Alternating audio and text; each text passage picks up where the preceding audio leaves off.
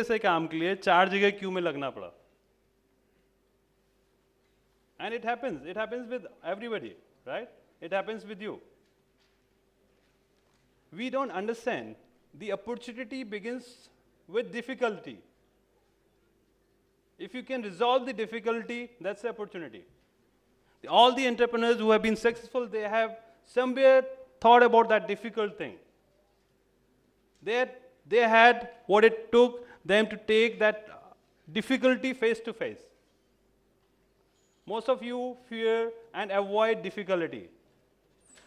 Do not avoid difficulty. Face it face to face. Let's see who's better, you or me. Face it, and you will see that your attitude changes. Okay? So, hate the status quo. Resist authority. Fired from jobs. You're still to move on to job status. So maybe some of you start thinking about entrepreneurship when you're fired. I'm not wishing it that way. Maybe I'm wishing you luck for your future, right?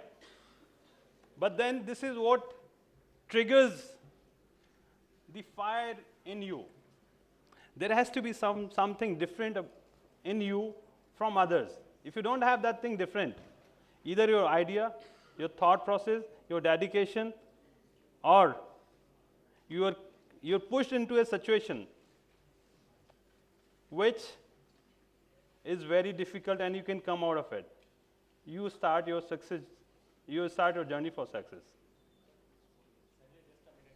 Sure, I'll just take it there. So we have only 1 minute left. I'll just run you through, and I'm sure I only want to communicate 2 things with you. You are at a stage where you have to take decisions. Take decisions, make mistake, move on. Learn from it and move on. The most important thing is dream.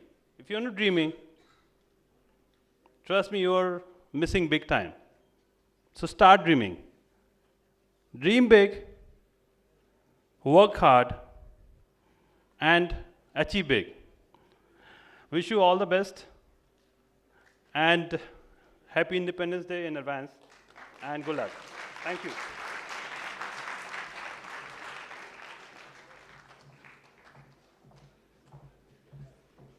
Sir, thank you for your kind words.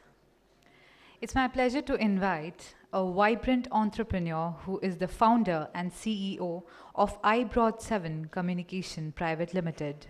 This gentleman refers to himself as a radio evangelist, as he conceptualized this company, which is the one full-service radio agency with an in-house recording facility and providing complete end-to-end solution on numerous topics via the radio.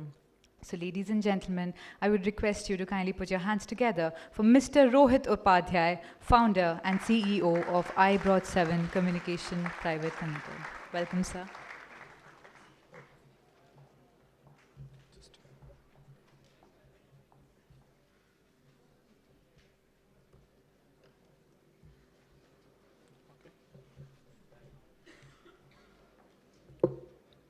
Good afternoon, everyone.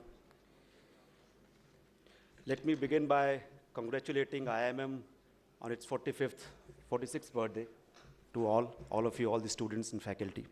Now, I'm going to begin with a question. It's a little silly question, but never mind, answer it. And just raise your hands. So how many of you all brush your teeth in the morning? Every day? I can see some people don't do it. How many of you do it in the evening also? Okay. Now the profound question. How many of you all brush your knowledge every day? Very few. So to be an entrepreneur, you have to brush your knowledge every day. And that can be by means of books, a group discussion amongst yourself, a TV program, or whatever. Before I begin, I was told to do a case study on what I-Broad7 is and what we are, but I thought it's not going to interest you. Why would you want to know about our lives? But since I was told, I'll just brief you that I-Broad7 is India's only full-service radio agency. And it seems that "tu pagal hai kya" is the norm for everyone, because when we started this company 4 years back, and I can remind you that media industry is about 40,000 crores in this country, and radio is about 1,800 crores. So about 3.5%, 4% of the total ad revenue pie. So when we started this radio agency, everybody said, but why do you want to focus on that 1,800 crores? And I was like, wow, 1,800 crores, why not? Why should I focus on 40,000 crore? So that was the story, and people said, you pagal hai, but today we are about 200 clients, and we are about 3.5% of the total ad revenue of the country. And we are in Delhi, Bombay, Bangalore, Ahmedabad, Lucknow. So we are doing well in that sense. So next time when somebody says, tu pagal hai kya, you should feel good about yourself. Of course, not when your girlfriend says that, because then she really means that tu pagal hai. You know what, I was reading a book by Dr. Devdutt Patnaik. I'm sure a lot of people would have read him.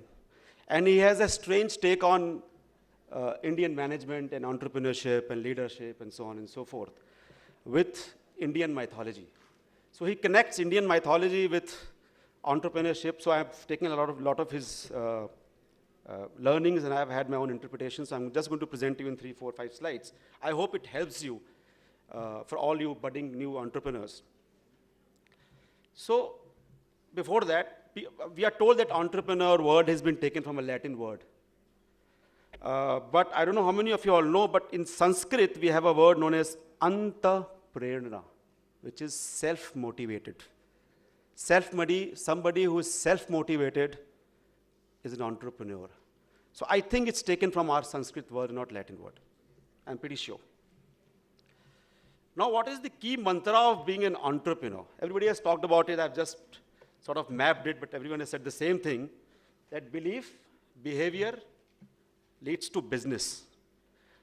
Now, what is belief? Belief is faith, and behavior is change. When you have belief, your behavior changes.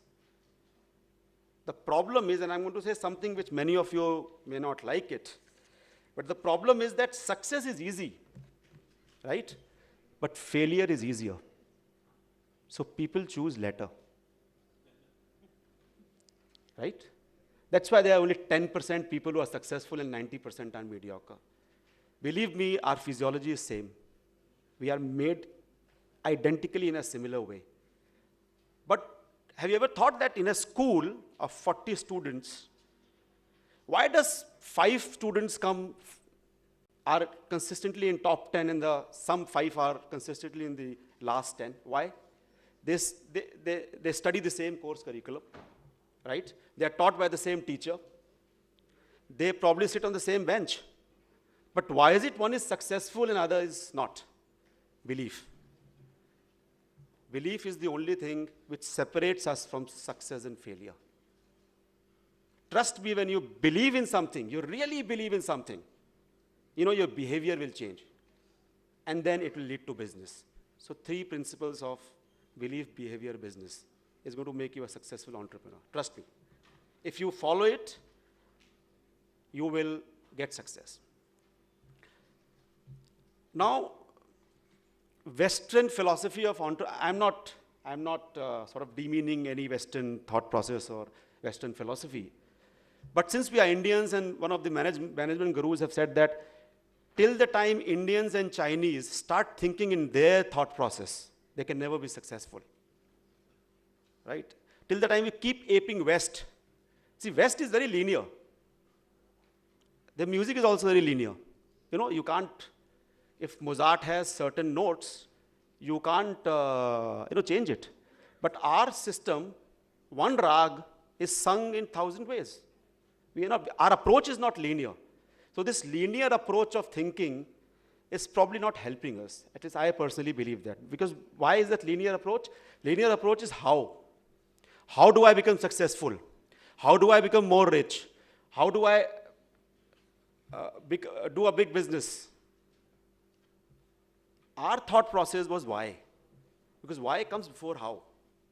Right? I'm not saying don't work on the how, but why comes before how. Why should I do a business? Why should I do this? And then how?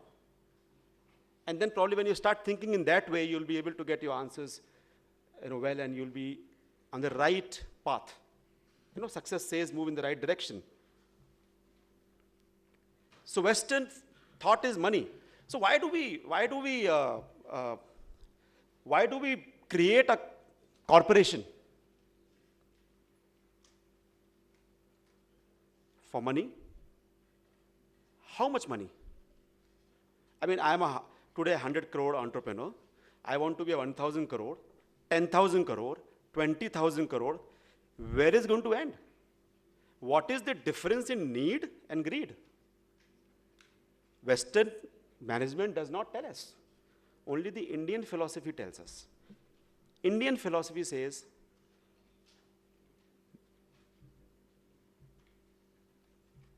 happiness.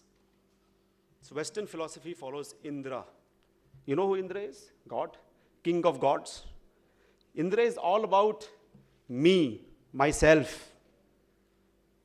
Right? He's always into some kind of mischief. कभी वो किसी की तपस्या तोड़ते हैं, कभी वो किसी के पास मेनका को भेज देते हैं. He's in that mischief mode. But Indian philosophy is about happiness. It's about Krishna. Krishna gave happiness to everyone. If you think in that pattern, you'll start getting your answers as to how you should think and how we think and why we think what we think. LSD. So this is a popular ecstasy drug that people use for parties. I'm not talking about that. I'm talking about the LSD which exists in our mythology, namely Lakshmi, Saraswati, and Durga. So there are 3 gods that we pray. And that's what a good entrepreneur should have, the right balance of LSD. Lakshmi, which is your material wealth. Saraswati, which is your intellectual wealth. And Durga, which is your emotional wealth. Right? So this, when you become an entrepreneur, this should be for yourself, for your customers, for your people. So for example, if we recruit somebody and say, I'm going to pay you a very hefty salary, but every day in the morning I'm going to come and abuse you. Will you be doing the job in spite of a hefty salary? No, because I have disturbed your Durga factor. Right? Sometimes we don't have the right balance and then we end up failing. So for example, I'll give you an example of a traffic havaldar who stands, a constable stands, with no facilities, nothing, is standing on the road for the entire day. But if he stops you, no matter whichever car you are driving, you're going to say, Sahab, sir, his Durga factor is very high. Right? But unfortunately, his Lakshmi and Saraswati factor is low, and therefore, he is what he is. I'm not again demeaning him. So you have to have the right balance of LSD to maintain happiness. Happiness is, I think, what corporations should look at, and not creation of wealth. Wealth will follow. Why will it follow? The entrepreneur should be like Vishnu. If you again come to mythology. Why Vishnu? Because Vishnu does not chase his Lakshmi. Lakshmi chases him. Have you seen calendar art? Lakshmi sitting on the feet of Vishnu and Saraswati sitting on the head of Vishnu. Because Vishnu does not chase his Lakshmi, she chases him. Indra chases Lakshmi, she doesn't chase him. Because Vishnu is the giver, he is the provider, he is secure. He is secure and therefore he can give. Not because he gives and therefore he is secure. He is secure. So the more secure you are and the more you behave like Vishnu, and all these people in some way or other behave like Vishnu because they create jobs. They are all keepers in some way. The more you behave like Vishnu, the more successful you will be as an entrepreneur. And if you see the calendar art, our mythology is very, very accurate, but you have to decode it. There is a Sheshnag on Vishnu's head, and his savari is Garuna. Have you ever